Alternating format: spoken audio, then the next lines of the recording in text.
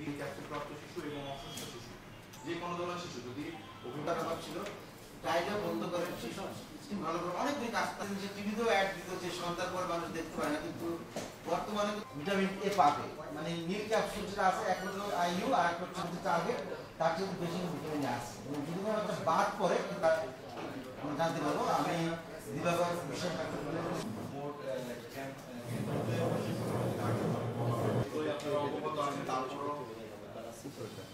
সবার যে সকল পুষ্টি বার্তা প্রচার করা হয় এই জন্য কিন্তু এই প্রোগ্রামটির নাম হচ্ছে নামাজের পরে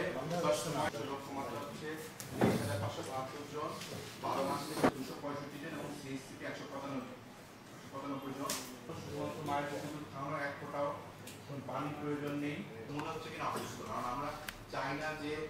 কোনো বাচ্চাকে